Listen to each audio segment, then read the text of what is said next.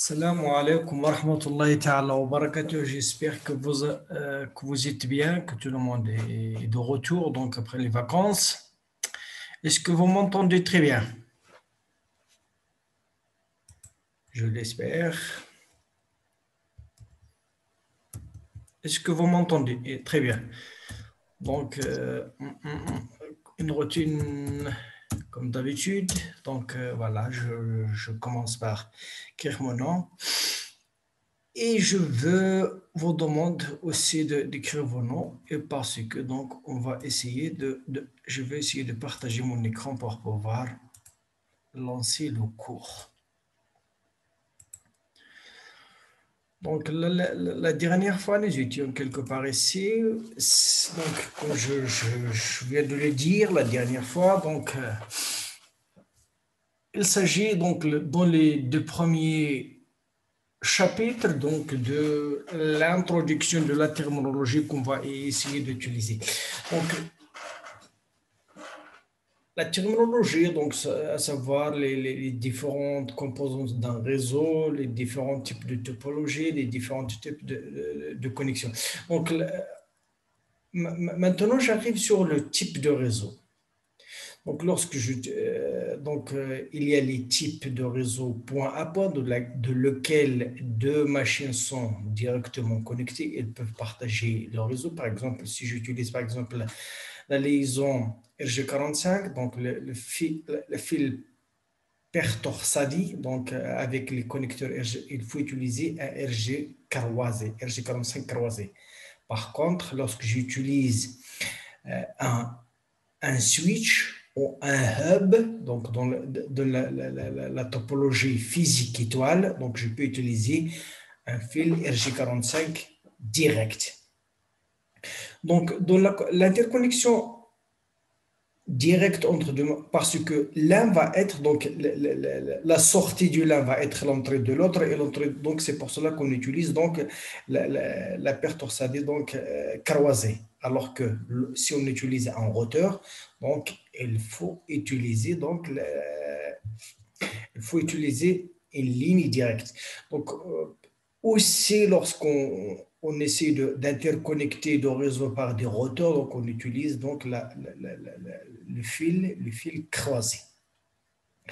Donc la topologie, donc ou bien le mode de connexion point à point, donc les deux machines interchangent directement les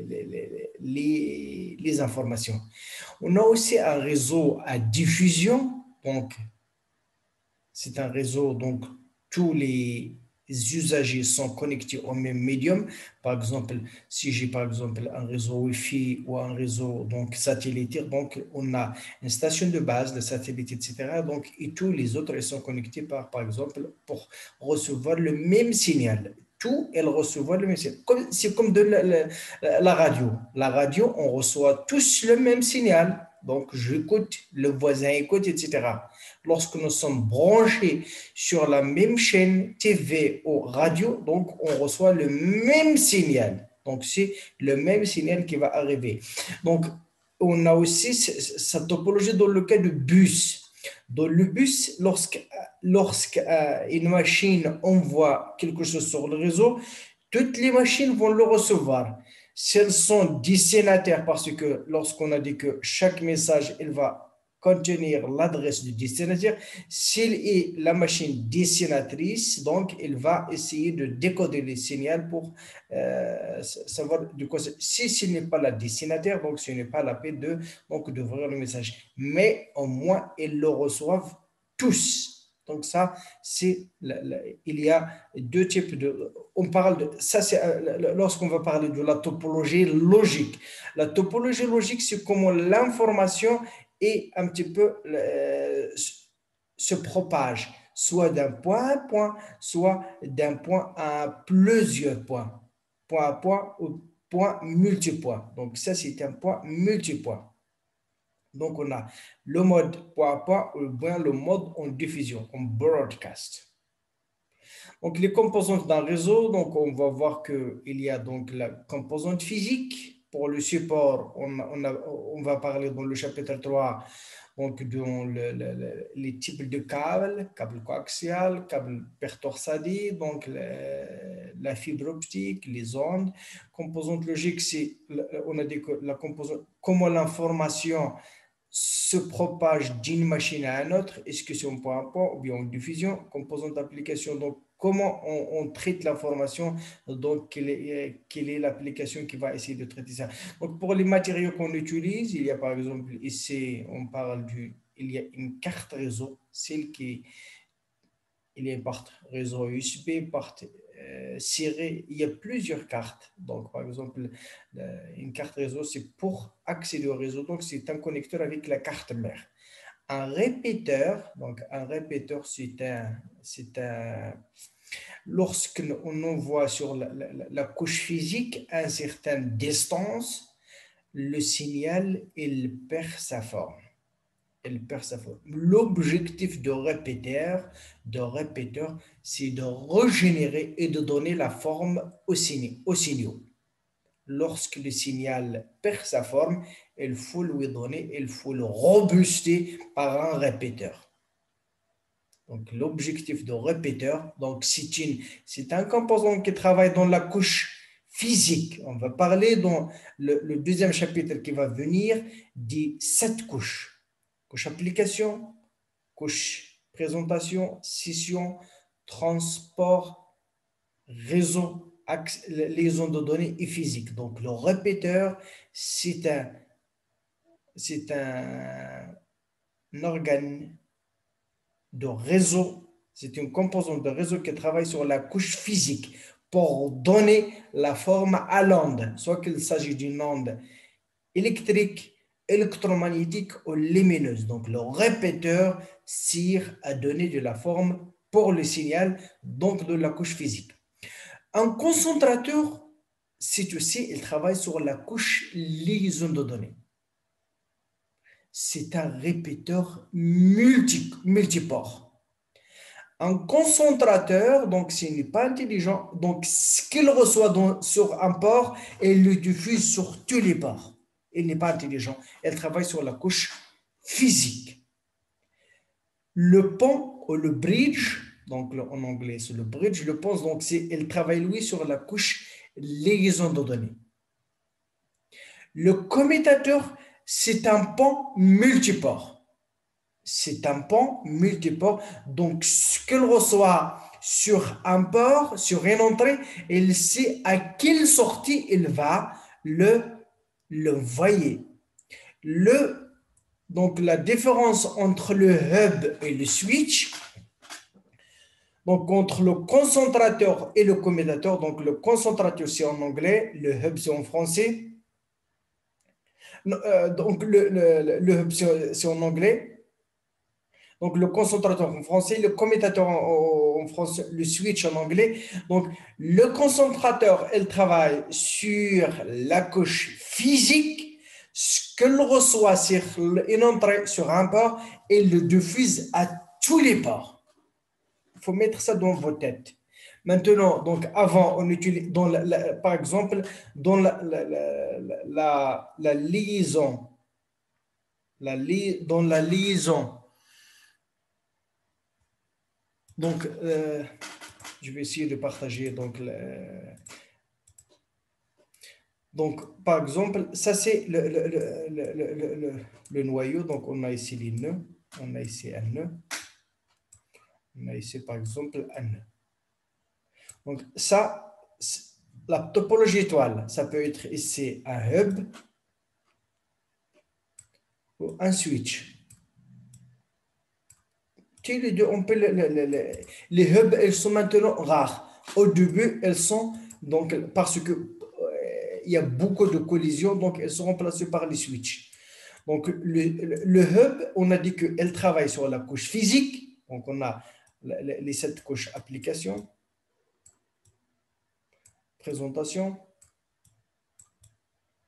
session, transport, réseau, accès, liaison de données et physique.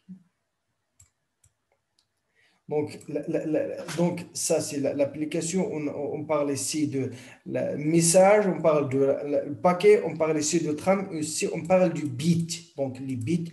Et donc, lorsqu'on va l'envoyer, donc il y aura la couche physique, la liaison physique. Ça peut être un fibre, ça peut être un câble coaxial, ça peut être un paire torsadé, ça peut être de l'onde électromagnétique, par exemple, etc. Et donc, ici, on a dit que la liaison entre deux machines A et B, elle se fait donc, en connectant donc, la couche physique. Donc, le hub, lui, donc on a dit que lorsqu'on va transmettre le signal sur une grande distance, le signal, donc, il perd sa forme. On utilise un répéteur, un répéteur. Donc, un répéteur, mais pour un hub, c'est un répéteur multiport. Donc, on a plusieurs ports. Ça, c'est un port, ça, c'est un port, et ça, c'est un port. Donc, ce qu'il reçoit sur un port, il va le diffuser sur tous les ports. Donc, en physique, c'est une étoile, la topologie physique, c'est une étoile, mais la topologie logique, c'est en bus, en diffusion. Ce qu'elle reçoit, il le diffuse. Toutes les machines, elles vont recevoir le même signal, le même message. Par contre, le switch, lui, il travaille donc sur la couche liaison de données, il se base sur les adresses MAC. Chaque port, donc, c'est la carte MAC de celui-là, la carte MAC de celui-là, la carte MAC de celui-là. Il y a ce qu'on appelle la table de commutation. Lorsqu'on a un message qui vient sur un port d'un switch, on se base sur la table de commutation. Est-ce que c'est un message envoyé à A ou envoyé à B ou envoyé en diffusion. On peut aussi envoyer en diffusion parce que parfois dans un réseau, on peut diffuser lorsque j'ai un message à envoyer en broadcast sur toutes les machines. Donc, si c'est un message en diffusion, il va l'envoyer à toutes les machines. D'accord? Donc, c'est ça la différence entre le hub et le switch. Le hub, elle travaille sur la couche physique et le switch, elle travaille sur la couche liaison de données. Il est intelligent parce qu'il utilise la table de commutation, il utilise les adresses MAC, alors que le hub, le signal reçu, elle va le diffuser à tous les ports. Et donc, il y aura beaucoup de collisions.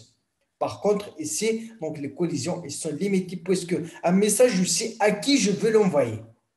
Donc, c'est ça la différence entre le hub et le concentrateur.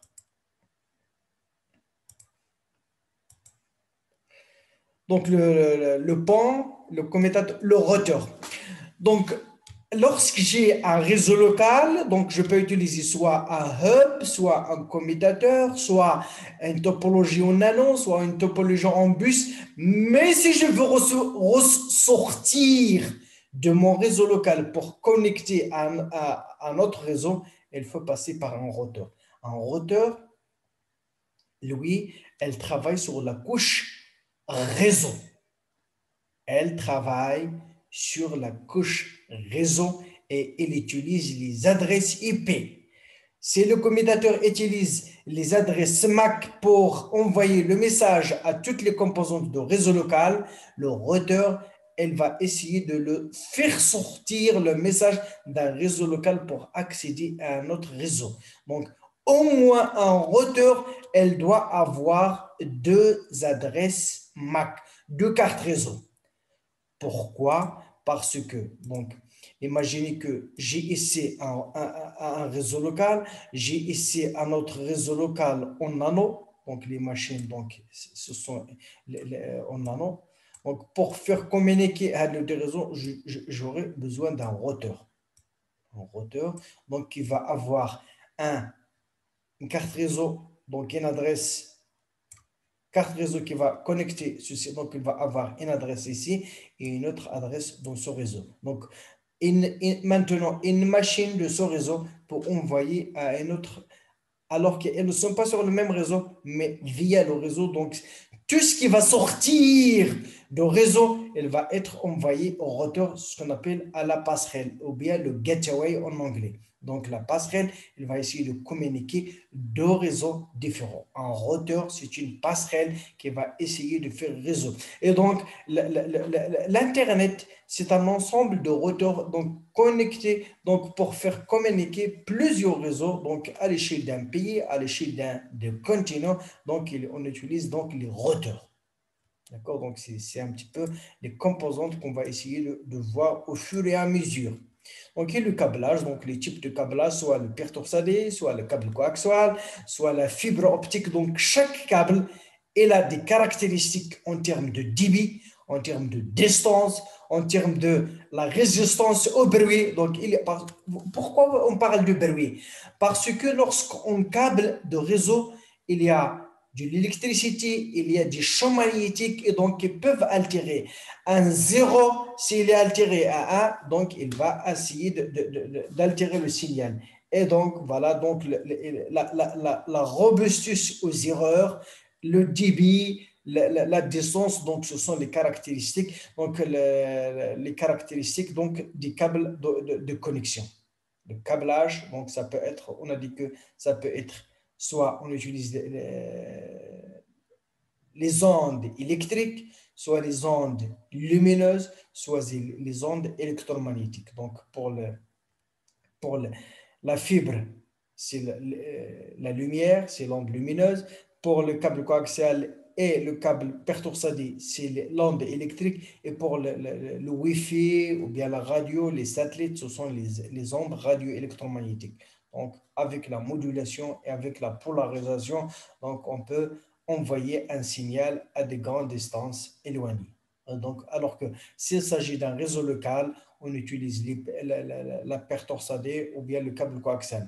On peut utiliser aussi la fibre, mais la fibre, elle est coûteuse. Elle va coûter beaucoup, beaucoup d'argent. Donc, lorsqu'on parle de la classification de réseau, on peut le classifier sur plusieurs critères. Par exemple, sur la distance. Sur la distance géographique, je peux, par exemple, je parle d'un PAM, Personal Area Network, c'est un réseau personnel. Donc, dans la liaison, par exemple, un Bluetooth, un ordinateur, etc. Donc, ce sont lorsque j'ai tous les appareils connectés sont autour d'une machine, je parle d'un réseau personnel. Un réseau local, donc lorsque les distances sont de une dizaine jusqu'à une centaine de mètres, et donc elles sont dans une zone géographique restreinte, donc par exemple dans une maison, dans un département, même à l'échelle d'un établissement, à l'échelle d'une entreprise, je peux parler d'un réseau local. Donc, ça, on va consacrer un, un chapitre sur les réseaux locaux parce que donc c'est là où il y a le grand problème de l'accès au médium de communication, il y a la concurrence d'accès, etc. On va parler les différentes topologies physiques, on va parler donc les différents problèmes. Donc il y aura lorsqu'on va parler de la couche liaison de données, il s'agit bien sûr de les réseaux locaux. Donc, local area network, donc de 10 mètres jusqu'à 1 kilomètre. Donc, ça peut être une salle informatique, ça peut être un département, ça peut être un immeuble, ça peut être un campus tout informatique. Donc, ça peut être, par exemple, l'exemple de la FST. Donc, on peut la réseauer par un réseau, donc LAN, un réseau local. MAN, donc métropolitain, area network, réseau métropolitain, donc ça peut être à l'échelle d'une ville. C'est un ensemble de réseaux locaux donc, qui sont interconnectés, donc c'est à l'échelle d'une ville. Puis le One Wide Area Network, réseau longue distance, donc il peut atteindre jusqu'à 200 jusqu'à 1000 km, donc à l'échelle d'un pays, à l'échelle. Donc, c'est un ensemble de MAN interconnectés entre eux. Donc, par exemple, à l'échelle du Maroc, donc je peux parler de WAN. Internet, c'est un petit peu le réseau des réseaux. C'est le réseau planétaire. Donc, lorsque je connecte le réseau de Maroc avec celui de la France, etc. Donc, c'est lorsque je parle Internet. Donc, comme je viens de le dire, Internet, c'est la différence entre Internet et le web. L'Internet, c'est l'infrastructure, c'est un petit peu les liaisons, alors que le web, c'est le contenu. Le contenu qu'on va essayer de partager via le réseau, via l'Internet. Donc, donc s'il s'agit donc de problème de distance, de critère de distance, je peux faire cette classification. Je peux aussi faire la classification selon est-ce qu'il s'agit d'un réseau public ou d'un réseau privé. Donc, est-ce que c'est une organisation donc, publique ou privée. Donc, il y a aussi cette classification. Donc, on peut trouver des réseaux publics et des réseaux. Je peux aussi donc faire la classification, donc le type liaison, on a parlé donc soit point à point, soit multipoint. Donc multipoint, ça peut être en diffusion lorsqu'on a une seule source et plusieurs récepteurs, donc émetteur-récepteur, ou bien en collection lorsque par exemple, imaginez que nous avons un réseau de capteurs, donc par exemple les réseaux de capteurs sans fil, ou bien les réseaux ad hoc, on a plusieurs donc, capteurs qui vont essayer chacun d'envoyer un signal à un collecteur, donc ce qu'on appelle donc une source, une source et une seule destination.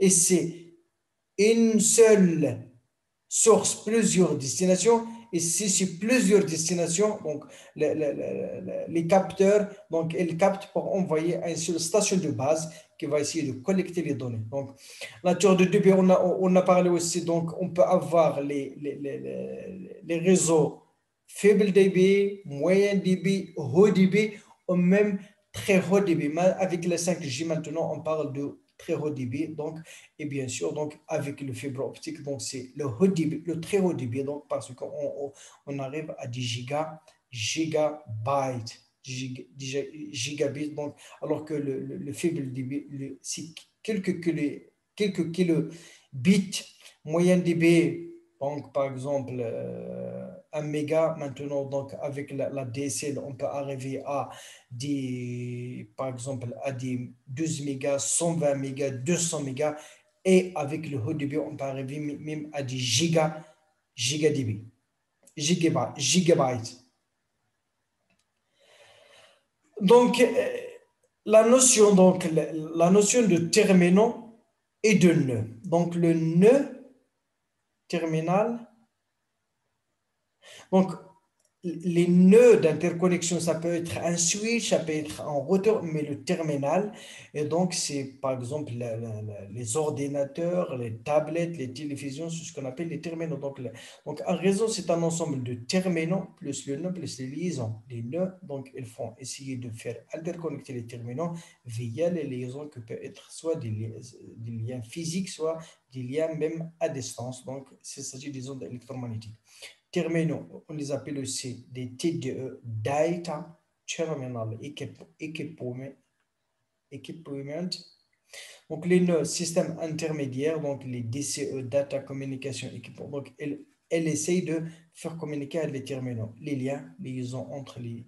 On peut avoir les liaisons entre les DTE, entre les DCT, etc. Donc, ça peut être le cuivre pour un câble coaxial, ça peut être la fibre, ça peut être les ondes. Donc la topologie, donc on a dit qu'il y a deux types de topologie, la topologie physique et la typologie physique, logique. La topologie physique, c'est comment les nœuds sont interconnectés physiquement. Et la topologie, c'est comment l'information elle est transmise entre les différentes terminaux, etc. S'agit-il d'un point à point ou à diffusion? Alors que physique, on peut avoir une topologie en anneau, une topologie en bus, une topologie étoile, une topologie en maillet, totalement maillé, partiel maillon, bien sûr hiérarchique. Donc, il y a plusieurs topologies physiques et bien sûr différents types de topologies logiques. Donc la topologie logique, c'est comment l'information est transmise entre les différentes parties du réseau. Donc pour la topologie donc la topologie physique, on a un bus, donc on a un câble coaxial avec du beau champ.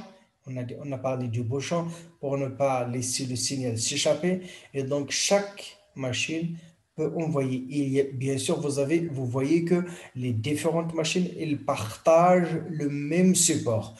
Donc, puisqu'elles partagent le même support, donc, il faut avoir un protocole de communication et une logique de communication. Donc, par exemple, pour l'accès à cette ressource qui est le support de communication, il y a une concurrence. Donc, le moyen pour faire départager les machines, donc on parle de carrier sense, multiple access avec des collections de données. Donc, une machine, avant d'envoyer, elle écoute le canal. Si le canal est libre, elle peut envoyer. Elle commence à envoyer. Si l'envoi provoque une collision, elle arrête et elle va retransmettre après un délai aléatoire. Donc, vous voyez que il y a la concurrence, alors que ici, donc, on peut avoir une topologie en nano unidirectionnelle ou bien bidirectionnelle, ça dépend de ça dépend de la technologie.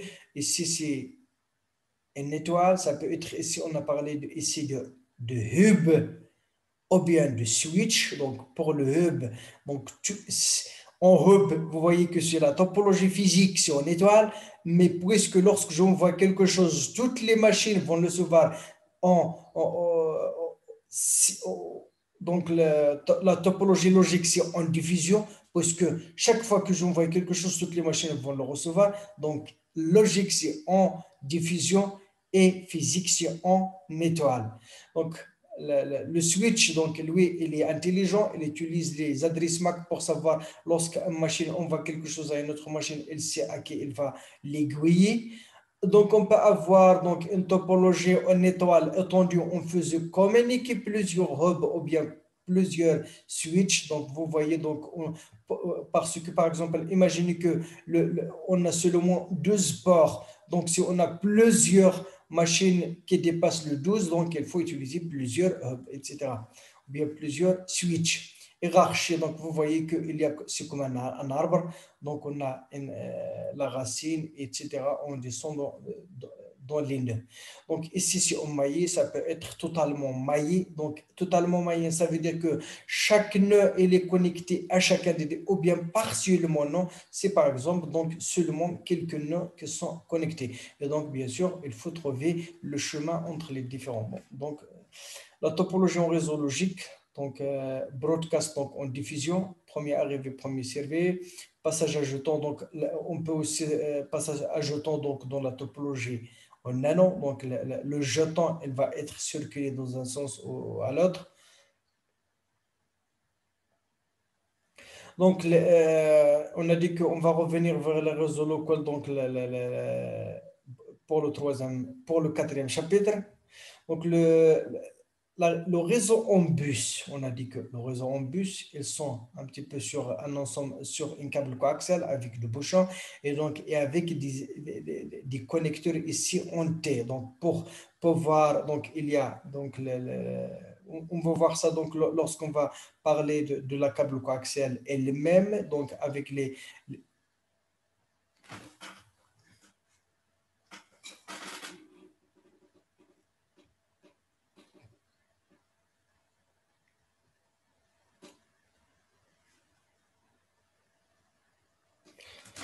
donc la topologie en bus utilise un seul segment. Un seul segment, vous voyez qu'il n'y a qu'un seul segment dans lequel elles vont être connectées, avec bien sûr des connecteurs en T qui vont percer donc le segment. Pour relier les stations. Donc, c'est en diffusion, puisque chaque message envoyé par chaque machine va être reçu par les autres. Donc, c'est en diffusion. Les messages sont reçus par l'ensemble des stations connectées. Accès direct au réseau, protocole d'accès complexe. Donc, on a dit qu'il y a le problème d'accès à la ressource partagée, qui est le support de communication. Et donc, il nous faut une règle pour accéder le support. Il y aura beaucoup, c'est comme l'accès à la route.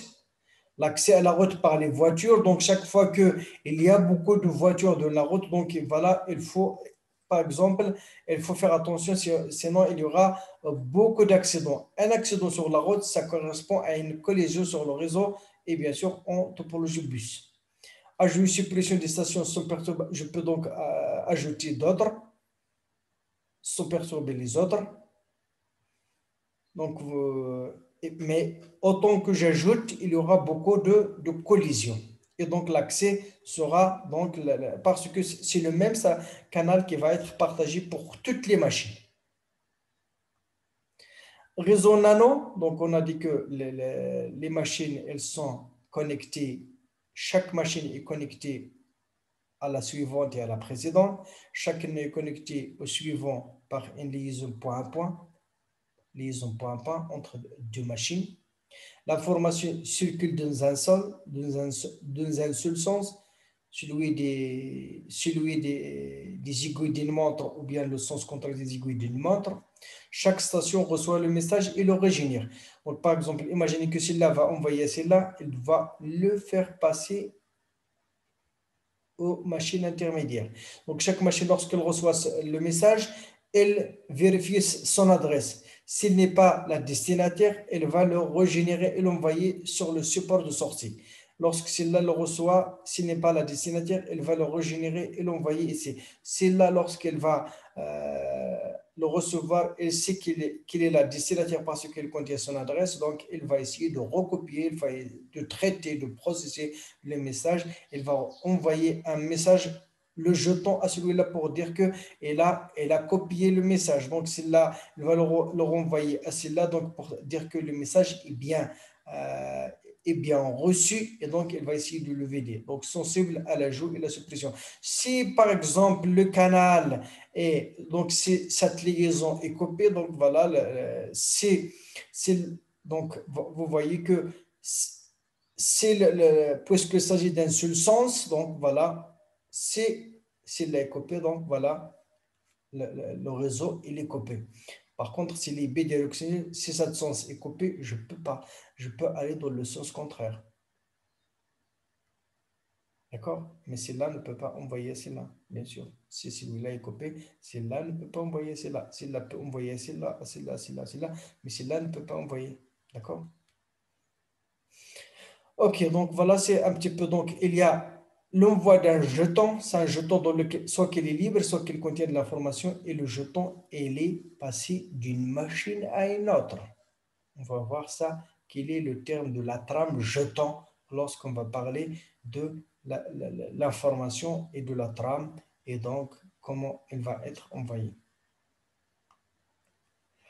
En étoile, donc il y a un nœud intermédiaire, ça peut être une machine, ça peut être un hub, ça peut être un switch. La plupart du temps, c'est un switch. Maintenant, ce qu'on trouve sur les réseaux locaux, c'est le switch parce qu'il est intelligent, il minimise les collisions, il sait à qui il va l'envoyer pour ne pas encombrer. Une machine, s'il n'est pas la destinataire, pourquoi lui envoyer la machine? Donc, c'est ça l'objectif du switch. Par contre, le hub, ce qu'il reçoit, il va le régénérer, il va l'envoyer à toutes les machines et donc voilà, elle va utiliser ce canal pour rien, par exemple.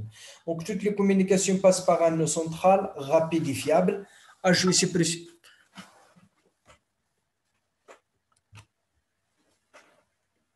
Vous m'entendez toujours? Est-ce que vous m'entendez? Oui, monsieur. D'accord, très bien. Oui. Ajout suppression des stations sans perturbation. Donc voilà, bien sûr, si on a un hub, donc je peux connecter d'autres sans perturber ceux qui travaillent déjà. D'accord? Donc, si bien sûr le hub, si je veux faire l'extension à plusieurs, donc je peux utiliser un autre switch et le connecter au premier. Ajout suppression des stations sous perturbation de réseau, une liaison point à point. Une, deux, trois. Donc, une liaison point à point. Donc, point à point. Donc, c'est là, Donc, lorsque j'avais parlé de la liaison point à point, s'il s'agit, par exemple, d'une liaison point à point par RJ45 entre deux machines directement, il faut utiliser une paire torsadée croisée. Si on utilise un hub ou un switch, on utilise une paire torsadée directe. Donc, ça, c'est la différence entre la paire torsadée directe et switch. Et croisée.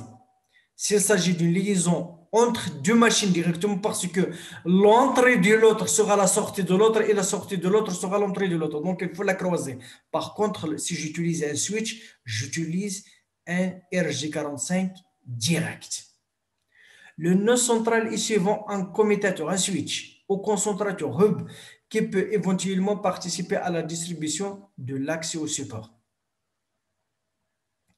Réseau hiérarchique, ensemble de réseaux en étoile reliés entre eux selon une arborescence. Donc voilà, donc hiérarchique. Donc je peux faire communiquer plusieurs réseaux en étoile.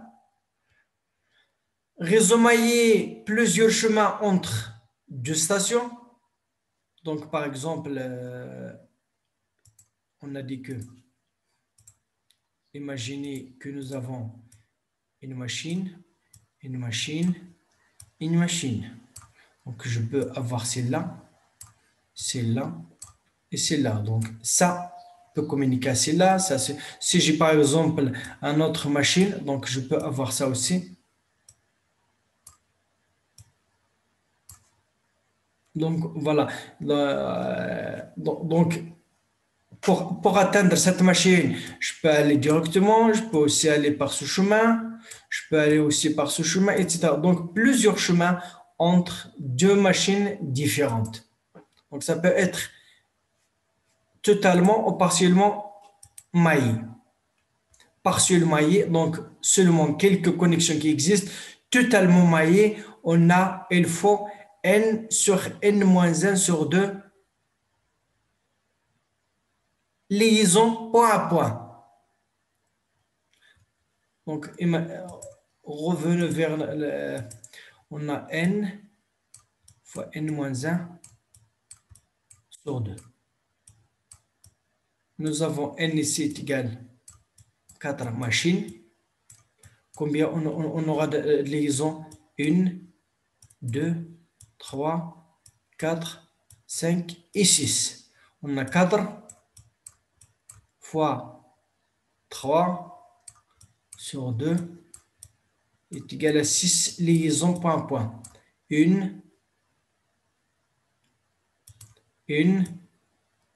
2, 3, 4, 5 et 6. 6 liaisons point à point. Donc, on aura n fois n-1 sur 2 liaisons point à point. Donc, il faut toujours, s'il s'agit de partiellement ou totalement maillé. S'il s'agit de totalement maillé, il nous faut n fois n-1 avec n sur le nombre de machines qui existent.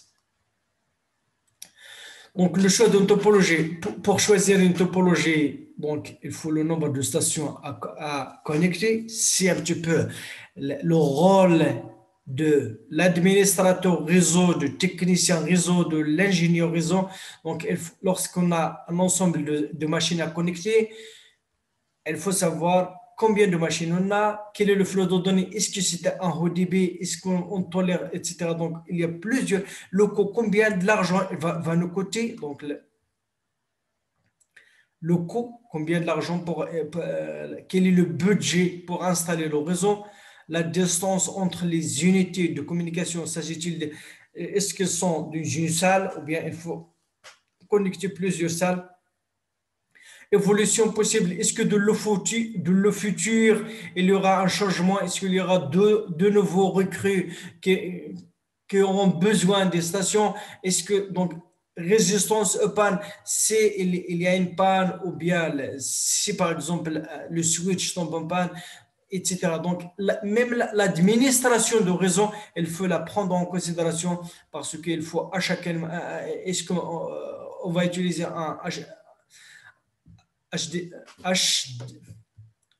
HDCP, donc pour attribuer les adresses, ou bien il faut configurer les machines une à une à la main, etc. Donc voilà, lorsqu'on a à installer un réseau, il faut prendre toutes ces considérations au réseau pour choisir quel est le type de connecteur, quel est le type de liaison qu'il faut utiliser.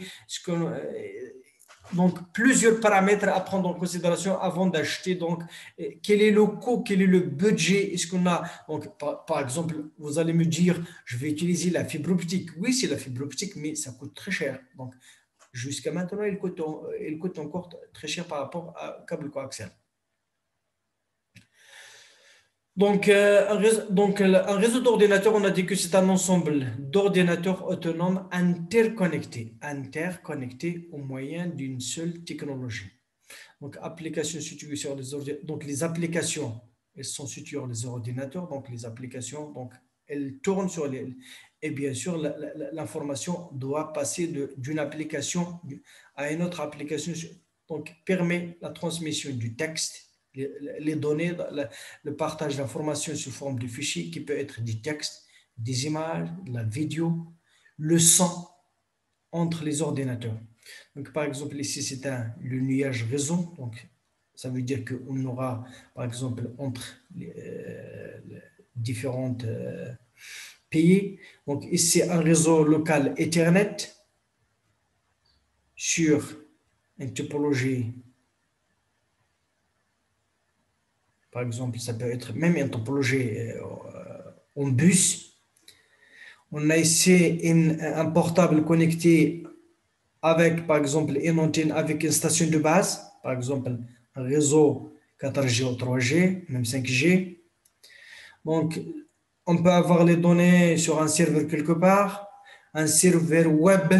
Donc, lorsqu'on va essayer d'accéder à la page web, donc il faut donc accéder au serveur et un autre réseau. Donc, on peut faire connecter plusieurs machines donc, par le réseau. Donc, voilà, on a dit que une machine toute seule ne peut pas faire grand-chose, donc il faut accéder à d'autres machines, à d'autres serveurs qui sont lointains via le réseau. Le réseau, c'est l'Internet, donc c'est le réseau. Le réseau de réseau, donc Internet, c'est faire connecter plusieurs réseaux. Donc on a ici par exemple un fournisseur d'accès à Internet régional. Donc vous voyez qu'il y a plusieurs routeurs qui vont essayer de communiquer plusieurs réseaux. Ici, c'est un réseau LAN d'une entreprise en topologie bus avec un routeur qui a deux cartes réseau, une sur le réseau local et une qui va essayer d'être connectée à d'autres routeurs. Donc, je peux accéder. Donc, ici, par exemple, c'est ATT. ATT, donc des États-Unis, une pin dorsale, donc des serveurs ferme de serveurs. Donc, par exemple, Yahoo, ce n'est pas un seul serveur, c'est un ensemble de serveurs.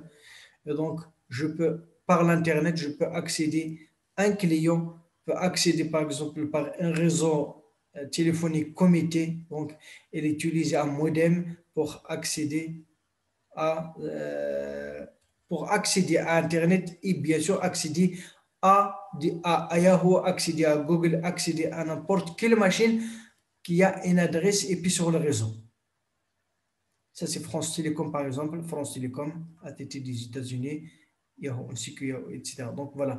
Une machine sur ce réseau local ou bien sûr d'un utilisateur via sa ligne téléphonique, elle va accéder par son opérateur de téléphoner à un commutateur donc qui va lui faire par exemple donc ça c'est un petit peu Free c'est en France donc Free c'est une compagnie française donc cette image elle est prise par exemple parce que on se base sur le cours des Français ni moins ni plus donc vous voyez c'est un petit peu donc c'est la terminologie qu'on utilise lorsqu'on parle de réseau. Maintenant, dans ce deuxième chapitre, on va essayer de découvrir les modèles OSI, Open System Interconnected, donc les systèmes ouverts interconnectés, donc avec cette architecture A7 à cette couche, donc avec le système de standardisation OSI, donc ISO International Standardisation, donc OSI. Donc le système OSI, donc c'est un système donc par la communauté scientifique de standardisation. Et donc on a une autre architecture à 4 réseaux. Donc c'est l'architecture. Donc ça c'est un modèle donc de référence pour comprendre comment l'information. Mais celui qui est utilisé sur l'internet, c'est ce modèle à quatre couches. Donc, ce modèle, pourquoi on utilise 4 couches au lieu de 7 couches? Parce que donc, vous voyez que s'il nous faut une personne qui va être spécialisée dans chaque couche, ici, nous aurons besoin de 7 personnes. Alors que ici, nous aurons seulement besoin de 4 personnes. Au moins, on gagne quelque chose. Parce que donc, c'est de ce gain en termes de personnel qu'il a été osé donc le modèle, l'architecture TCP/IP. Donc, elle s'est basée sur les 2 protocoles TCP/IP pour transport contrôle protocole, donc le protocole de la couche transport et le protocole de la couche réseau, Internet protocole et TCP/IP, transport contrôle protocole. Alors, donc ici, c'est le 7 couches donc de l'application vers le physique. On va essayer de voir donc donc l'objectif donc de modèle OSI, c'est structurer et décomposer les fonctions d'un réseau. Un réseau ainsi que le partage d'un fichier. Mais un fichier, par exemple, pour envoyer un fichier, il faut que je le décompose en petits bouts. Donc chaque bout va être envoyé et à la destination, il faut que je collecte, il faut que je rassemble les bouts pour reconstituer le fichier. Donc, structurer et décomposer les fonctions de réseau. Séparer les traitements applicatifs et l'acheminement de données. Donc, il y a les couches applicatives, les couches plus haut et les couches donc, de transmission donc, qui sont les couches basses. Donc, avec quelle application le transmettre? Donc, est-ce qu'il s'agit bien sûr de TCP ou bien UDP? Est-il dans le bon langage? Donc, le bon langage, lorsqu'on parle de bon langage, c'est un petit peu la couche présentation, quel est le codage, quel est le cryptage. Est-il bien transmis? Donc, il nous faut un moyen de savoir est-ce que le message envoyé est reçu ou pas. Donc, il faut savoir, donc, avec l'accusé de réception, on doit savoir qu'il est bien reçu ou pas. Et qui est le destiné, ça veut dire le destiné, ça veut dire on a ici la source, donc on doit savoir la source, l'adresse de source et l'adresse de destination pour savoir lorsqu'on a plusieurs machines qui sont connectées, quelle est la destinatrice, etc. Et donc, sur quel média on va l'envoyer? Est-ce qu'il s'agit d'une câble? Est-ce qu'il s'agit d'une fibre? Est-ce qu'il s'agit des ondes électromagnétiques? Donc, c'est pour répondre à toutes ces questions que le modèle OSI et TCP ont été conçus. Donc, pour l'architecture protocolaire réseau, un modèle complet de communication. Donc, une cohérence parfaite entre les différentes parties du réseau. Donc, une grande modularité. Donc, on aura donc le partage en couches. Chaque partie peut être modifiée ou remplacée sans affecter les autres. Donc, si j'ai cette couche, je peux changer sur la couche 5 sans altérer la couche 3 ni la couche 6. Donc, on a historiquement, chaque constructeur a créé sa propre. Donc, voilà, il y a beaucoup de constructeurs. Chaque constructeur a son système d'exploitation, il a son architecture même de réseau. Par exemple, ici, on a système network DBM, DSA, Distributed System du Build. Donc, deux compagnies des États-Unis qui n'utilisent pas la même architecture. Donc, il faut, donc, pour faire communiquer plusieurs machines qui sont sur différents systèmes d'exploitation. Donc, on sait qu'il y a Linux, il y a Unix, il y a une multitude de systèmes d'exploitation. Et donc, il faut quelque chose de commun pour faire communiquer avec des machines qui ne sont pas sur le même système d'exploitation. Pour une entreprise qui est en œuvre de réseau, la diversité des solutions adoptées et l'hétérogénéité des équipements est une nécessité fondamentale.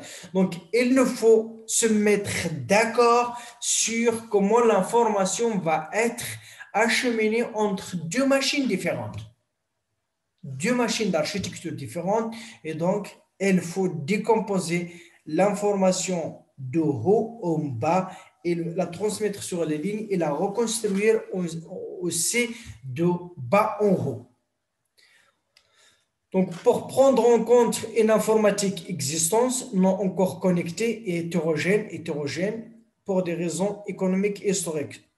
Est-ce qu'on va essayer de créer quelque chose de commun ou bien de faire connecter ce qui existe? Donc, il faut être d'accord sur ce qui existe parce que chacun a sa technologie, chacun a ses langages. Donc, pour ne pas limiter un seul fournisseur, pour pouvoir tirer parti de complémenter des produits. Donc, pour toutes ces raisons, on adopte pour le module OSI. Donc, la normalisation, ensemble de règles destinées à satisfaire donc, un besoin de manière similaire. Donc, les avantages, réduction du coût d'études rationnelles et fabrication, donc garantie d'un marché plus vaste, garantie d'interfonctionnement et d'indépendance vis-à-vis du fournisseur, d'un seul fournisseur. Donc, le modèle OSI, Open System Interconnection, est défini par l'ISO, International Standardization Organisation. L'Organisation internationale de standardisation, donc ISO, au début des années 80, 1983, donc elle a, donc l'ISO a opté pour OSI, pour Open System Interconnecté. Donc l'ISO, organisation non gouvernementale, donc il n'est pas attaché à aucun gouvernement. Donc, ce n'est pas le seul système parce qu'on va trouver que E3E est un autre système donc, qui standardise par exemple le Wi-Fi. Donc, le Wi-Fi,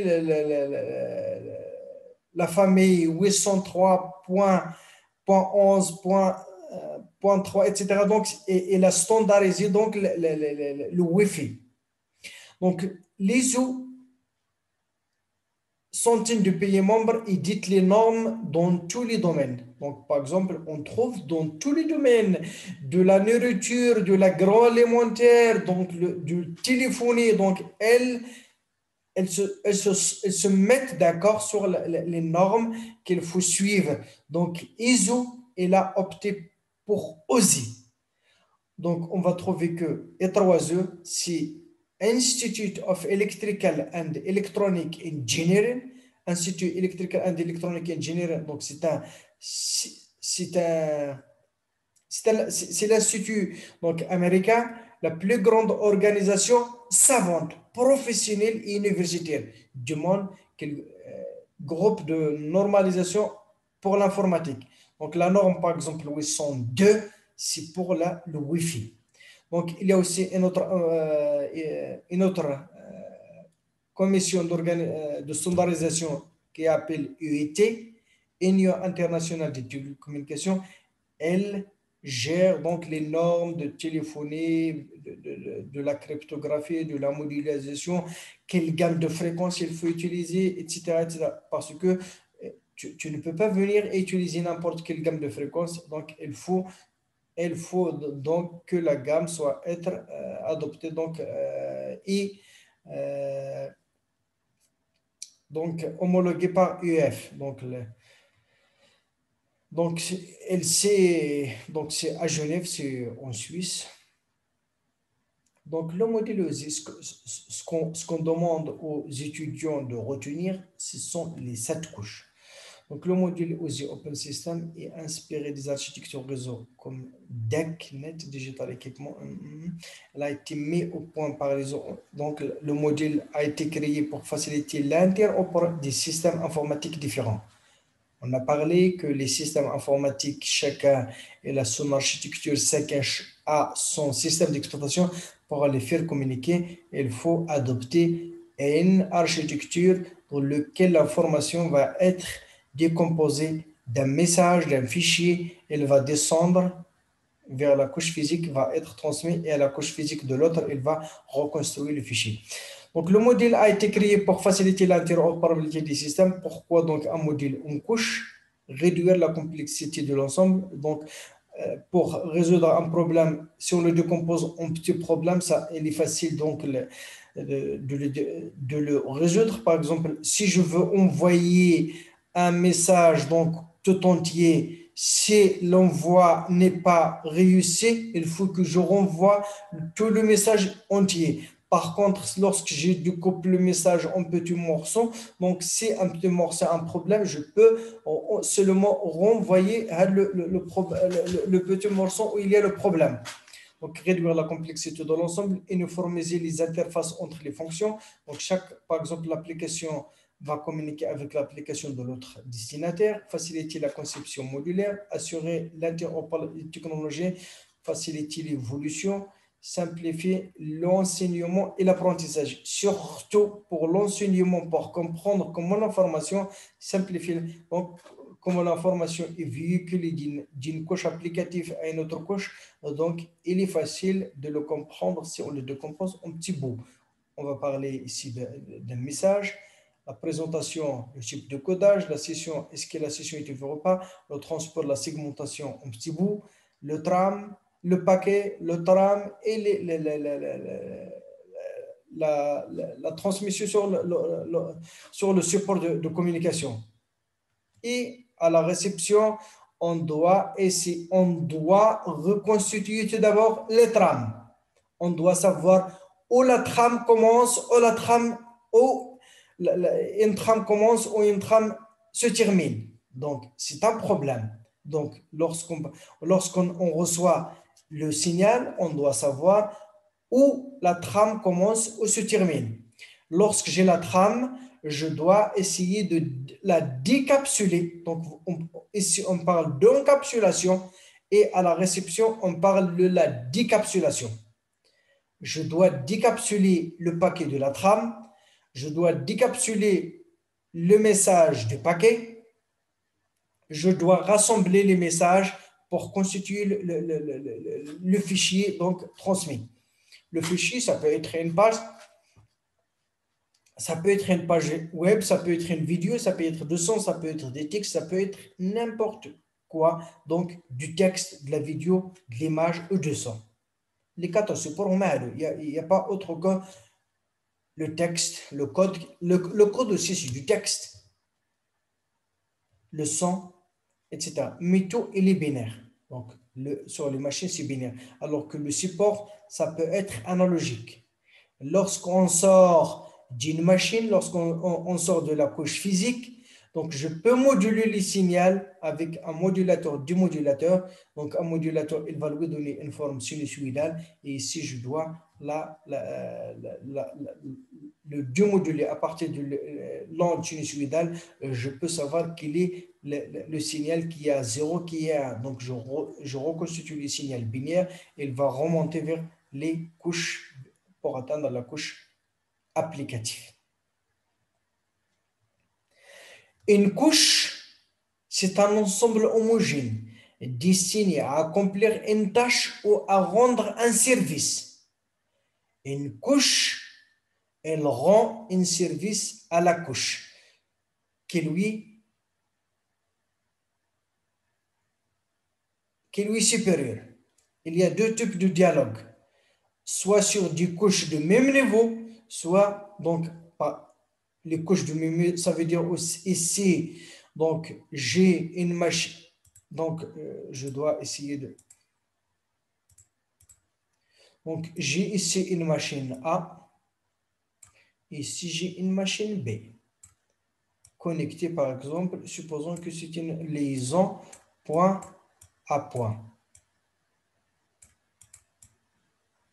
Donc, on a parlé de la couche physique, la liaison de données, le réseau, transport, session, présentation, application. Même chose ici. Et cette couche.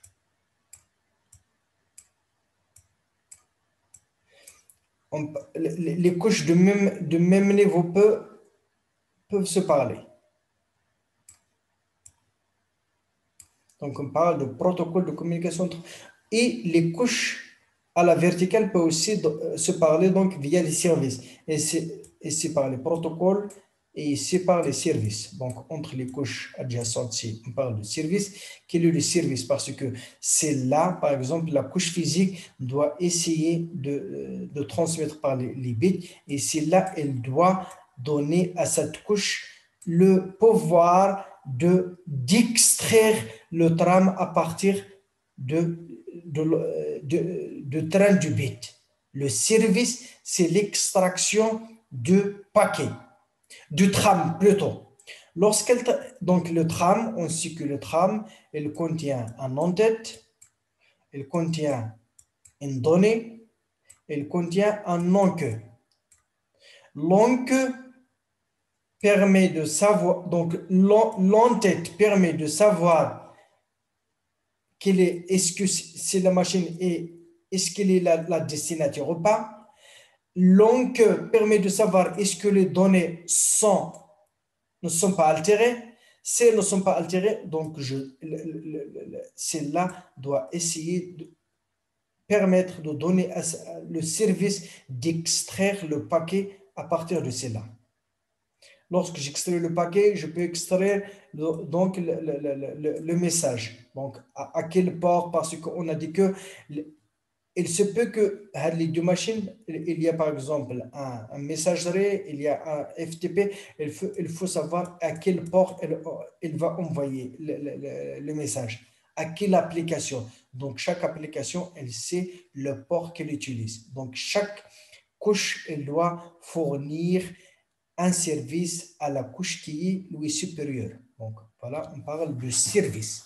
Alors que les couches de même réseau, il y a les règles pour savoir quelle est la taille du message. Par exemple, le protocole, c'est la taille du message, quelle est la taille de l'entête, quelle est etc. Donc, un ensemble d'informations entre les différentes couches.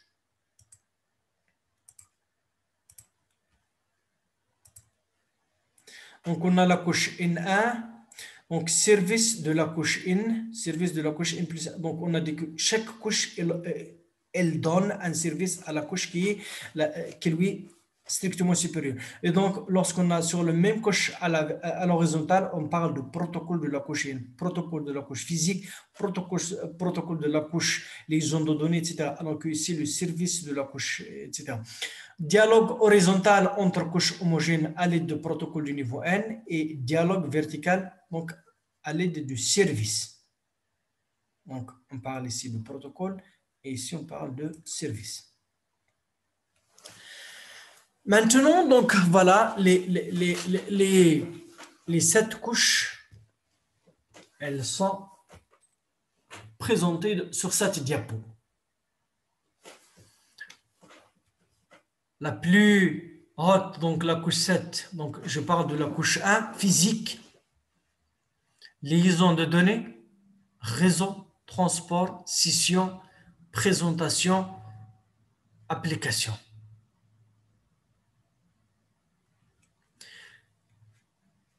Et donc, les deux machines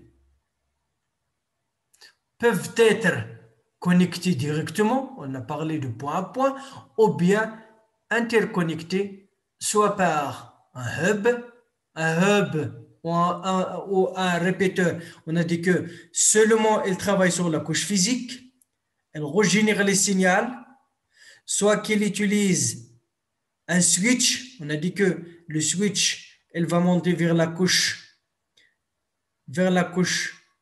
liaison de données, ou bien même un routeur lorsque l'information va monter vers la couche. Vous voyez que la couche transport, elle se communique, la couche transport de la machine A, elle parle, c'est comme si elle parle directement à la couche transport de la destination. Même chose pour session application. Alors que les couches inférieures, elles peuvent elles ne se communiquent pas directement. S'il y a un relais entre les deux, la couche physique de A, elle parle à la couche physique de relais. Ça peut être un routeur, ça peut être un routeur, ça peut être un switch, ça peut être un hub, ça peut être un répéteur. Alors que les couches supérieures, la couche transport parle à la couche transport. L'information, donc, il se peut que l'information, elle monte, elle descend ici. Je veux vous donner un schéma.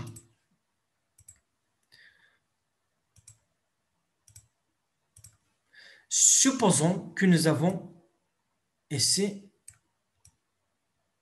donc des machines. Donc ça, c'est un switch.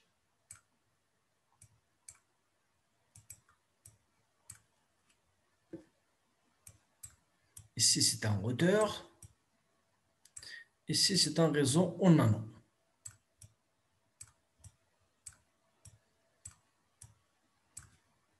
Donc, on a aussi A, une machine A. Ici, j'ai une machine B. Ici, c'est une machine C. Ici, c'est un routeur qui a deux interfaces. Donc, si la machine A, vous envoyez quelque chose à la machine B, elles sont sur le même réseau local connectées par un switch. Donc, on a parlé donc la couche application, présentation, session, transport, réseau, liaison de données. Donc voilà, jusqu'à physique. Donc ici, le switch, on a dit que le switch, il utilise la couche, deux couches, physique et liaison de données. Donc ça, c'est liaison de données. Ça, c'est physique. Donc l'information, elle descend jusqu'à la couche physique. La couche physique du switch, elle va extraire le tram. Et le tram va être envoyé à celle-là.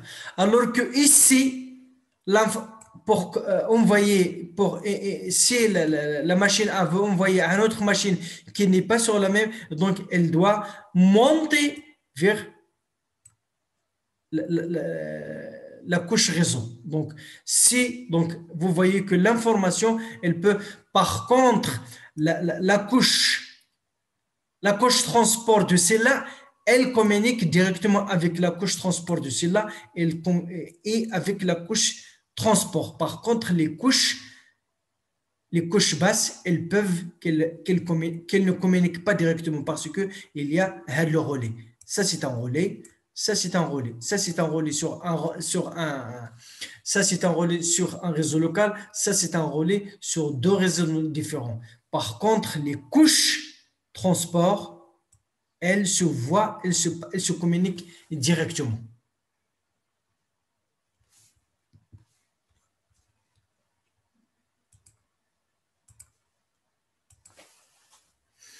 Donc, le support physique, ça, on a dit que ça peut être un câble coaxial, ça peut être une paire torsadée, ça peut être une fibre, ça peut être aussi des ondes électromagnétiques.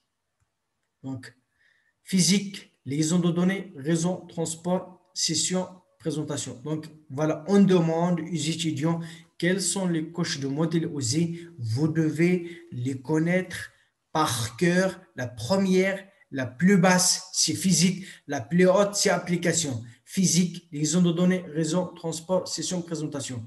Donc, voilà. Et le relais, ça peut utiliser une seule couche. S'il s'agit seulement d'un hub ou d'un répéteur, elle régénère le signal. S'il s'agit d'un switch, elle utilise aussi la liaison de données parce qu'elle se base sur les adresses MAC. S'il s'agit d'un routeur, elle utilise aussi en plus, elle utilise les adresses IP, les adresses logiques IP. D'accord? Donc, le modèle ISO constitue une référence et présente cette couche plus de raffinement des fonctions et une conception modulaire très importante. Elle présente des avantages suivants. Elle permet de diviser la communication sur le réseau en un élément plus petit et plus gérable. Imaginez qu'on veut envoyer un fichier. Une machine veut envoyer un fichier. Elle sait comment il est codé à partir de la présentation. La session, elle négocie la session. Elle négocie avec l'autre session de la machine destination. Par exemple, quel est le débit, quelle est la longueur, etc. Donc, la longueur des messages. Donc, annonce lorsque la session, on ouvre une session, on décompose notre message en bouts par donc la segmentation. La segmentation se fait sur la machine, sur la couche transport. Donc, un grand message va être décomposé, donc un message, un fichier va être décomposé en bouts. Chaque bout, on sait que ça c'est le premier, ça c'est le deuxième. Donc on va mettre le numéro de bout, donc parce que on sait que sur le réseau, il se peut que celui-là arrive avant celui-là, arrive donc, ou bien le dernier arrive avant le premier, etc. Mais puisque on sait que ça, donc le premier jusqu'au unième, donc on décompose le message en petits bouts gérables. S'il y a un problème dans un bout, ce n'est pas la peine de renvoyer tout le signal. On va envoyer seulement le bout où il y a le problème. Donc, par exemple, le dixième, donc, est-ce que tous les bouts sont, si lorsque tous les bouts sont reçus, donc je peux reconstituer donc, le message et l'envoyer à la couche supérieure. Donc, celui qui fait la segmentation ou bien le découpage en segments, c'est la couche transport. Lorsqu'elle le coupe en segments, donc, elle ajoute ce qu'on appelle l'entête. Dans l'entête, qu'est-ce qu'il y a dans l'entête? Le numéro de bout, le port, l'adresse de port, quelle est l'application qu'il utilise? S'agit-il d'un port www, s'agit FTP, etc. Donc, l'application, on sait que chaque application, donc, on sait à quel port on doit envoyer l'information reçue. D'accord? Donc, le port, parce que lorsqu'on envoie, il faut savoir à quelle application il faut envoyer l'information. Donc, lorsqu'on fait la segmentation ou bien le découpage, on a le bout ici, il est là. C'est celui-là, ça c'est le bout, on le met, mais on met aussi un en-tête. C'est ce qu'on appelle l'encapsulation. L'encapsulation, c'est mettre l'information avec une en-tête pour pouvoir la reconstituer à la réception. À la réception, on doit essayer d'éliminer donc le bout pour pouvoir reconstituer tout le signal. Même chose, lorsque la couche, par exemple, réseau reçoit tout ceci, il va lui ajouter un autre en-tête pour savoir quelle est l'adresse IP, quel est le protocole utilisé, quelle est la taille, etc. Le TTL, on va voir par exemple le TTL. Time to live, quel est le TTL? Parce qu'un paquet, il ne peut pas circuler sur le réseau jusqu'à l'infini. Par exemple, le TTL, ça peut être 128 ou 64. Chaque fois qu'il passe en routeur, le TTL est égal à TTL-1. Lorsque le TTL est égal à 0, il faut détruire le réseau, le paquet parce qu'il n'a pas atteint la destination après 4 sauts de routeur, et donc lorsqu'on détruit un paquet, donc le paquet contient son adresse, il faut envoyer un message, la source pour lui dire que tu as envoyé un paquet à une destination non reachable, on n'a pas arrivé à cette destination. C'est pour cela que le paquet il a été C'est pour cela que le paquet a été détruit. Donc, vous voyez que donc, il y a l'encapsulation. À partir de la couche transport, il y a l'encapsulation du segment avec son en-tête. Puis, tout le segment avec son en-tête, ce sont les données de la couche réseau. On lui ajoute l'en-tête. Et la couche liaison de données aussi, on a dit qu'elle ajoute l'en-tête et l'enquête aussi. L'objet de l'enquête pour savoir est-ce que ceci n'est pas altéré, est-ce que la donnée, donc la vérification, est-ce que les données ne sont pas altérées. Donc vous voyez, et bien sûr, lorsqu'on a la trame, c'est un ensemble de bits. On l'envoie sur le support et à la réception, on doit pouvoir reconstituer la trame. Ça veut dire qu'on doit savoir où commence la trame, où se termine la trame. Ça, c'est un problème qu'on va essayer de voir donc, dans la couche physique. Comment la couche physique fournit le service de déterminer le début et la fin d'une trame.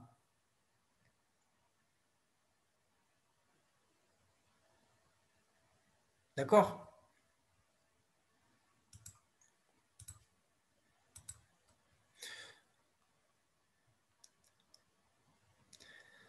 Il divise les communications sur le réseau en éléments plus petits, ce qui permet de les comprendre plus facilement et bien sûr même pour la transmission.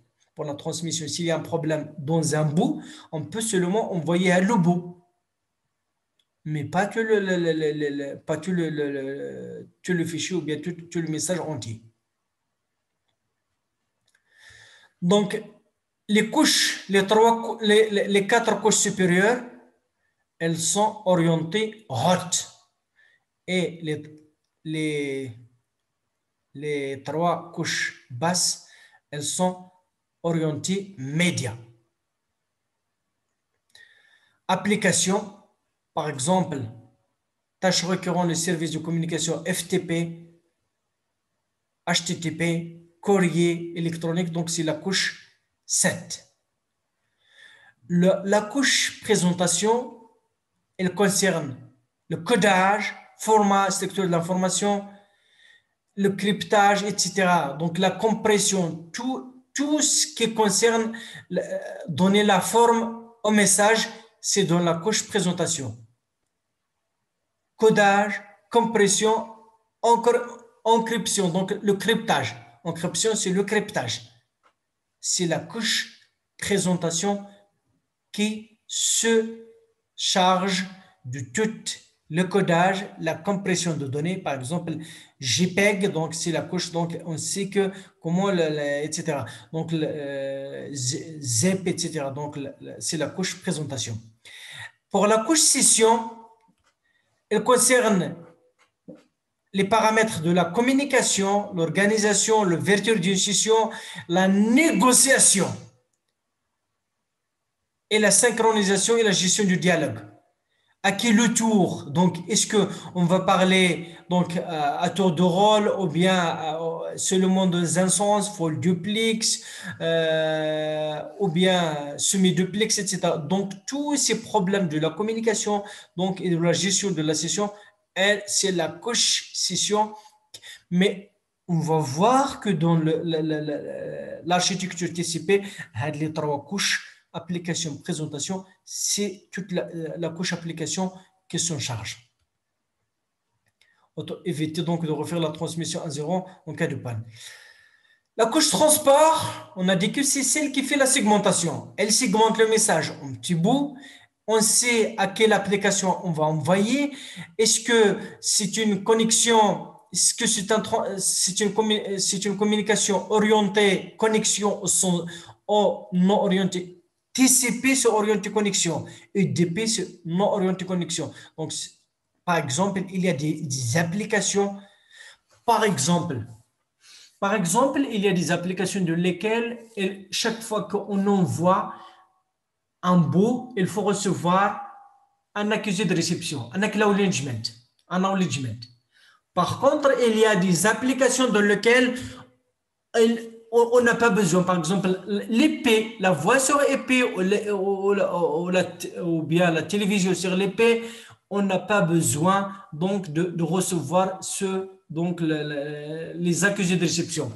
Tu envoies le flux, donc voilà, la fiabilité, ce n'est pas un problème, mais il faut avoir envoyé un grand nombre d'informations. Même si l'oreille, même s'il y a quelque chose qui n'arrive pas, l'oreille peut un petit peu faire l'extrapolation et comprendre le sens, même s'il manque quelque chose. Même chose pour l'image et la vidéo.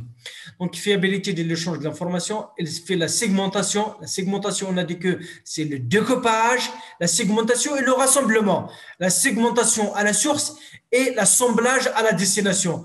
La détection des pannes, la reprise de contrôle du flux. Donc, lorsqu'il y a une panne, donc pour ne pas retransmettre à partir de zéro, donc il faut reprendre là où il y a. Donc, on peut même avoir l'accusé de réception. Donc, l'accusé de réception, donc je viens de lui dire que s'il s'agit de protocole TCP, il y a l'accusé de réception. C'est CLDP parce que cette couche, il y a deux protocoles.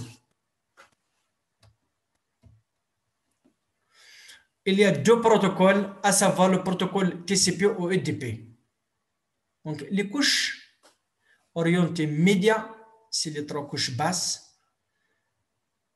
Le réseau acheminant au mieux l'information sous forme de paquets en se basant sur les adresses IP, donc exemple numéro de téléphone public, etc. La couche liaison de données, accès au médium, Ethernet, donc il utilise les adresses physiques, contrôle du flux et bien sûr elle vérifie est-ce que le message est bien transmis ou pas. Et la couche physique la plus basse, c'est celle qui va essayer d'envoyer l'onde qui a de l'information, soit l'onde électrique sur un câble, soit l'onde lumineuse sur un fibre, soit l'onde électromagnétique sur un support. Donc la couche, donc un support de transmission, elle a une vitesse de transmission, elle a un dB. On va parler de ce problème dans la première série de TD. La différence entre la vitesse de transmission sur le support et le dB. Le dB, il concerne la quantité d'information et la vitesse, c'est un petit peu l'envoi de l'onde. Donc, par exemple, 10 base T, c'est une paire torsadée qui utilise son modulation en bande de base avec un dB de 10 mégas.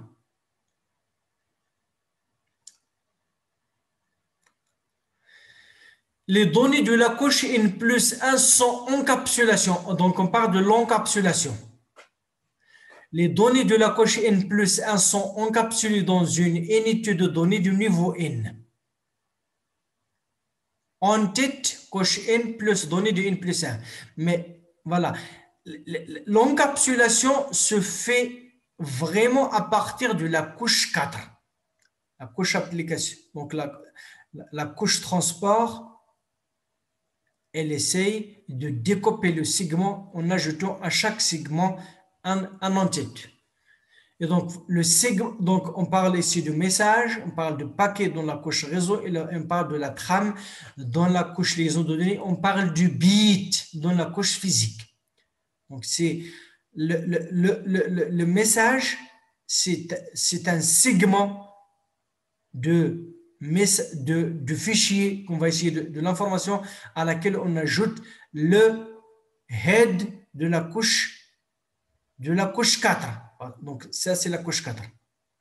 Vous voyez que la couche liaison de données, on utilise head, l'entête et le trailer, l'enquête. L'entête et l'enquête. L'enquête, elle sert à vérifier est-ce que les données ne sont correctes ou pas. S'il y a des erreurs, il faut demander à la couche de renvoyer le bout parce qu'il contient. Donc, ici, on a le paquet. Le paquet, donc, c'est toute la trame. Donc, on essaie d'extraire le paquet à partir de la trame, etc., etc. L'entité contient les informations nécessaires au traitement distant. La couche du destinataire doit savoir comment il va extraire de l'information. Sur la couche homologue identifiant du service, quel est le service, quel est le port, l'adresse de destinataire, l'adresse MAC ou l'adresse physique, compteur de contrôle de l'échange, quel est le numéro de message, etc. La couche N ajoute l'entête HN encapsulation. Donc, l'encapsulation, donc si dans l'orientant objet, on parle de la classe c'est l'encapsulation des méthodes qui un petit peu qui manipule les membres donnés.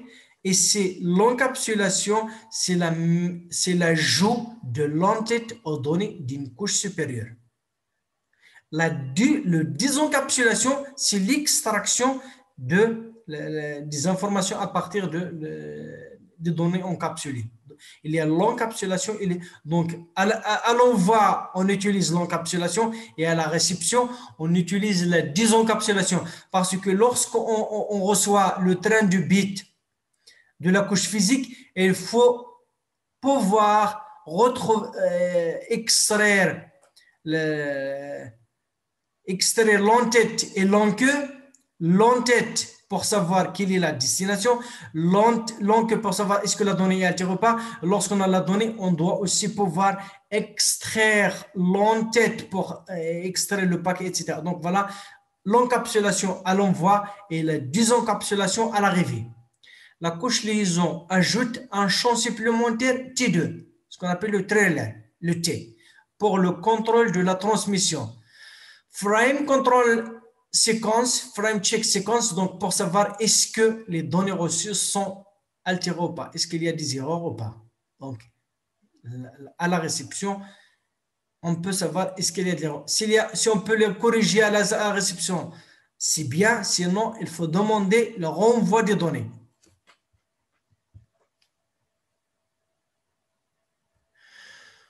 Donc, l'encapsulation est un processus qui consiste à ajouter des entités et des enquêtes. Seulement l'enquête, la couche 2. La plupart du temps, on ajoute seulement les enquêtes, les entêtes. Les enquêtes seulement à la couche liaison de données. De protocoles déterminés avant que ces données soient transmises sur le réseau. Les 5 étapes de conversion afin d'encapsuler les données. Construction pouvant circuler sur le réseau. Préparation de données pour le transport de bout en bout. On utilise les segments, la segmentation. Donc, on a l'information, un fichier à envoyer, on le segmente. Ajout de l'épée, donc, il faut aussi ajouter l'entête de la couche transport pour savoir quel est le numéro de segment, quel est le port auquel il est destiné l'information. On ajoute l'adresse IP l'entête de la troisième couche, l'adresse destination et l'adresse source. Ajout de l'adresse IP de réseau à l'entête, paquet ou datagramme contenant un entête de paquet constitué des adresses logiques d'origine et de destination. Il nous faut des adresses. Qui a envoyé et qui est le destinataire. Quel est le destinataire? L'ajout de l'entête et de l'enquête. L'entête pour savoir quelle est l'adresse MAC. Donc, la plupart du temps, on a les adresses MAC dans l'entête. Plus d'autres champs, ma chère, les adresses. On va voir les entêtes le chapitre 4. La liaison de données. Et donc, on a l'enquête pour savoir est-ce que les données sont altérées ou pas. Et bien sûr, la conversion des bits pour la transmission. Donc, par une modulation sur un média de transmission. Donc, on parle ici de la couche, ici du service. Système A, canal de transmission. On a dit que le relais, ça peut être direct, ça peut être en utilisant un relais. Et si vous voyez que c'est direct, l'information, c'est de la machine A à la machine B. Mais logiquement, l'information, il parle de la couche 7 à la couche 6, couche 5, 4, 3, 2, 1. Un ensemble de bits transmis sur le canal. On reçoit le canal sur le destinataire. On doit extraire de la couche physique la trame. Parce qu'on sait le début et la fin de la trame. À partir de la trame, on extrait l'entête et l'enquête. l'enquête, est-ce que la donnée de la trame n'est pas altérée? Sinon, on extrait le paquet. À partir du paquet, donc j'extrais le segment. À partir du segment, je peux, lorsque je reçois tous les segments, donc je peux construire le données et l'envoyer à la couche 7. Donc la machine, le système B, même s'ils ne sont pas sur le même, s'ils ne sont pas sur le même système d'exploitation, on peut envoyer l'information d'un système A. Donc, logiquement, c'est ça le chemin de l'information. Elle descend vers la carte réseau, vers le support. Elle est transmise sur le support. À partir du support, elle va monter vers la couche. Donc, ça, c'est la couche basse. Ça, c'est la couche haute. 1, 2, 3, 4, 7. Canal de transmission. Donc, on a parlé ici des l'entête, donc application. Normalement, le header, c'est à partir de transport. Parce qu'on a ici le port, on a ici le numéro de segment, on a ici les adresses, on a ici les adresses IP, les adresses MAC, et bien sûr ici le TRL et les bits. Donc, la couche physique, on parle du bit. Et les bits vont être modulés pour les transmettre sur un canal.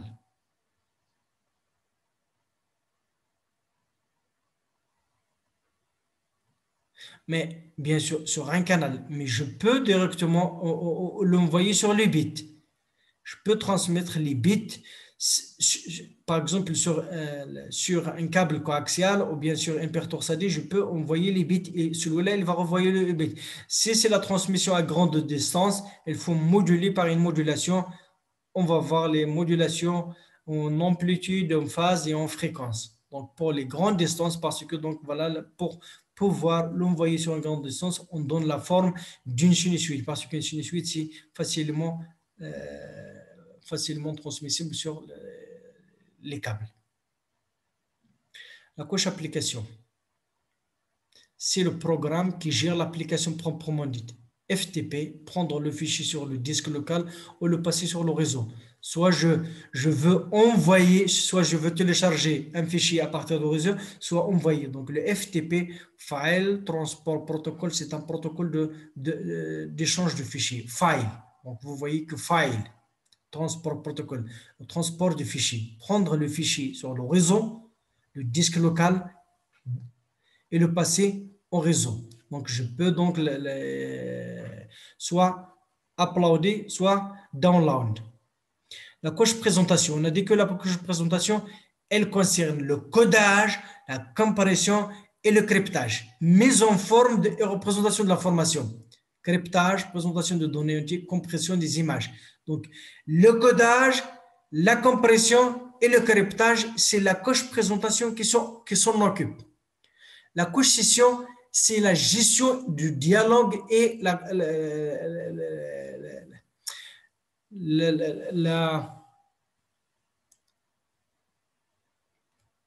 une session, donc gérer le dialogue, soit en duplex, soit en full duplex, soit en semi-duplex, etc. Donc, à quel tour, quelle doit être la taille des données, etc.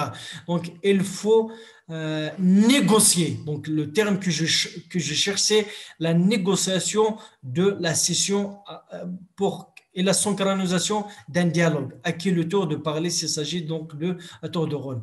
Elles sont réunies la plupart du temps dans le TCP, dans l'architecture TCP. Donc, les trois couches, elles sont tous dans la couche application. La couche, elle concerne le protocole de communication, le codage et bien sûr la négociation donc de dialogue. La couche transport, on a dit que la couche transport établisse la rupture et la connexion multiple. Donc, lorsque par exemple, lorsque plusieurs applications sur la même machine, on doit savoir à qui on va envoyer les données. Dialogue de bout en bout. On a vu que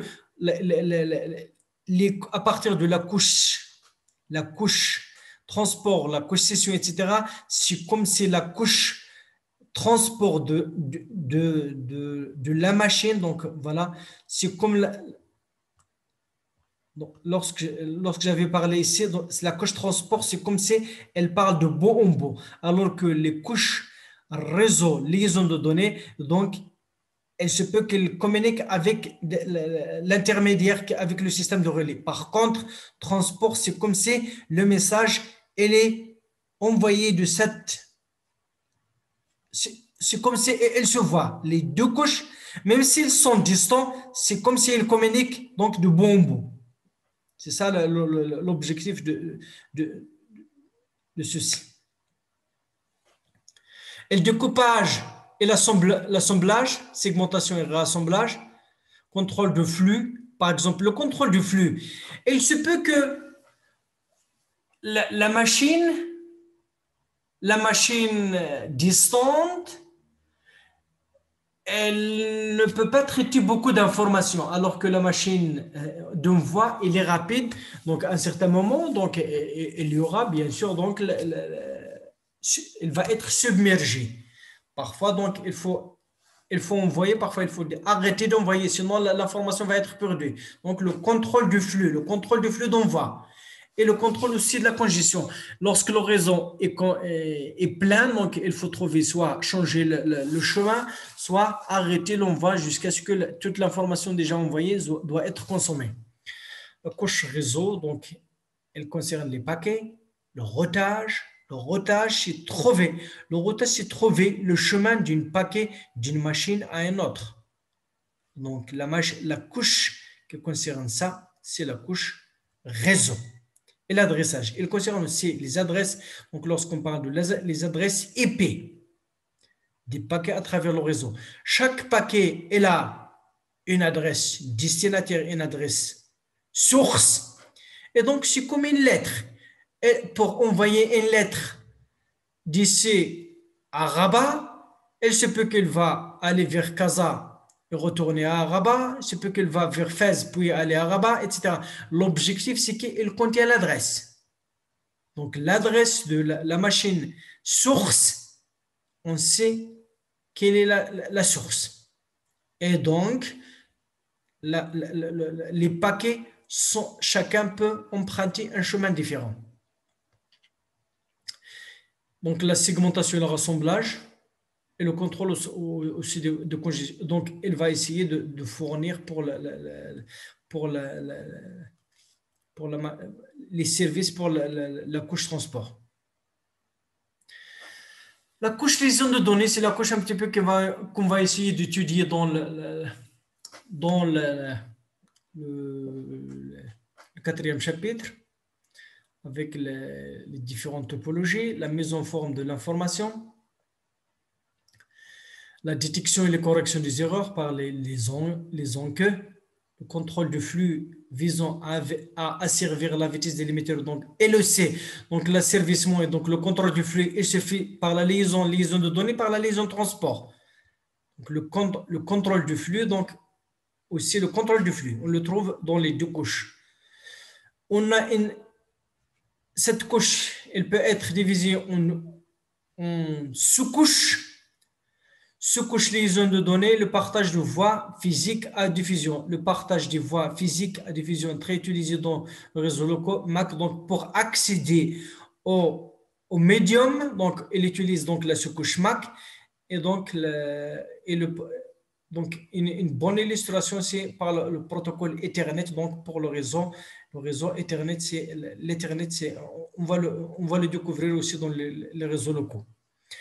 La couche physique, donc, elle concerne la mise en forme de signal, l'envoi des bits, principales caractéristiques de voie physique, donc, quelle est la voie physique, quel est le débit, quel est le passage de l'information binaire en ondes électriques, en ondes lumineuses, en ondes radio, ou bien même, je l'avais dit qu'on peut envoyer directement l'information binaire si les deux machines sont proches l'une de l'autre.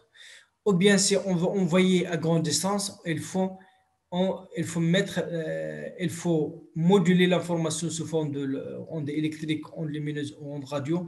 Et bien sûr, on se sert de traitement du signal pour moduler et démoduler. la modulation à la source et la démodulation à la réception. Donc, on sait que si c'est une modulation d'amplitude ou de phase, et donc à la source aussi, on doit faire le chemin inverse pour restituer les bits. Restituer les bits et bien sûr remonter l'information de le sens inverse. Donc, le module OSI, c'est à cette couche, le module TCP, c'est 4 couches. Application, transport, Internet et accès réseau. Message. Donc, vous voyez que c'est plusieurs protocoles, FTTP, Telnet, SMT, HTTP.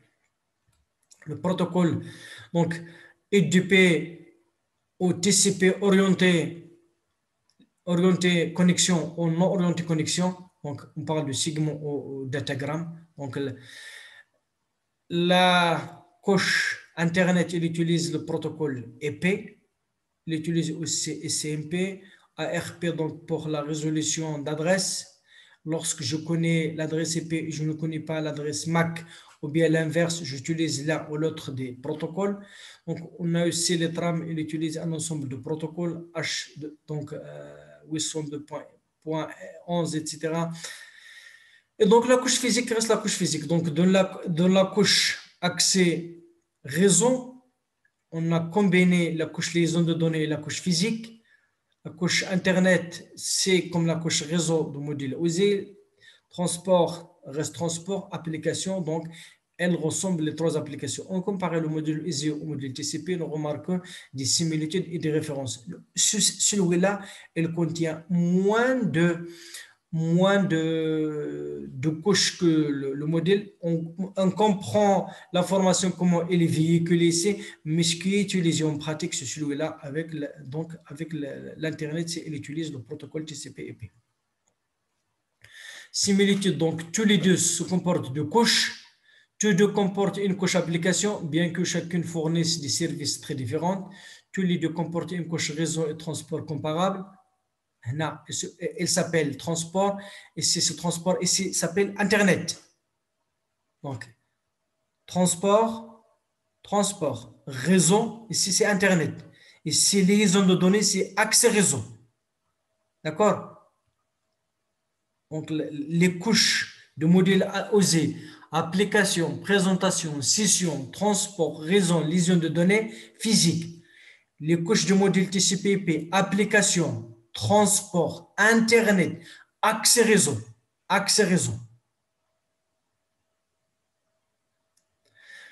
Donc, tous les deux des couches réseau transport comparables. Les professionnels de réseau doivent connaître ces deux. Tous les deux supposent que les paquets sont committés. Donc, qu'est-ce que ça veut dire committé? Que chaque paquet, il contient l'adresse paquet, l'adresse destination et l'adresse source. Et il peut emprunter un chemin différent. L'objectif, c'est qu'il doit atteindre la destination. Cela signifie que chaque paquet peut prendre des chemins différents pour atteindre une même destination. Cela est différent du réseau de commutation. On a parlé de la commutation du circuit lorsque nous avons parlé au début de la différence entre les réseaux à commutation de paquets et à commutation de circuit. Les réseaux à commutation de paquets, les paquets peuvent emprunter chacun un chemin différent. Par contre, les réseaux à commutation du circuit, lorsqu'un circuit est établi entre, par exemple, le circuit téléphonique, lorsque je parle, tout ce que je veux envoyer va suivre le même chemin. Donc, c'est ça la différence entre les deux réseaux. La différence, c'est que TCP/IP intègre la couche présentation et la couche session de la couche application. TCP regroupe la couche physique et la couche liaison de données du modèle ISO de la couche d'accès réseau. TCP/IP apparaît plus simple car il comporte moins de couches. Donc, il faut si on aura des spécialistes pour chaque couche, ici on aura moins de spécialistes que dans l'autre, 4 contre 7. Le protocole TCP constitue la norme sur laquelle s'est développé Internet. Aussi, le modèle TCP a-t-il bâti sa réputation sur ces protocoles. Donc, le protocole TCP/IP.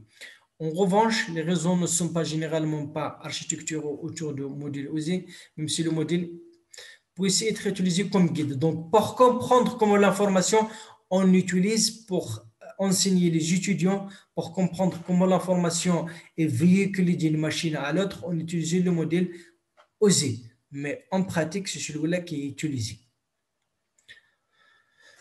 Bien que le protocole TCP constitue les normes sur lesquelles repose Internet, le modèle OSI a été choisi pour les raisons suivantes. Dans le cadre de ce cours, il s'agit des normes génériques et indépendantes du protocole. Donc, vous voyez que celui-là, il est basé sur un ensemble de protocoles, protocole TCP/IP, celui-là indépendamment du protocole. Celui-là, on ne voit que chaque couche, quel protocole utilise. Celui-là, indépendamment du protocole. D'accord?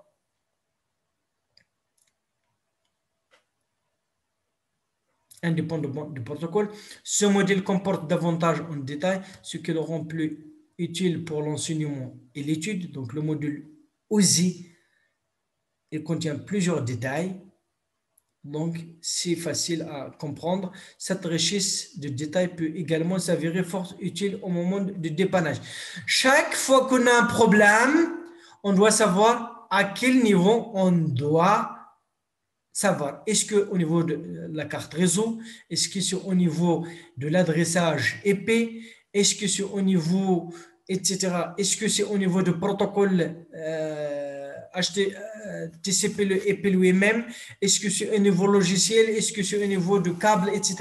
Donc, cette richesse de détails peut également s'avérer fort utile au moment de dépannage.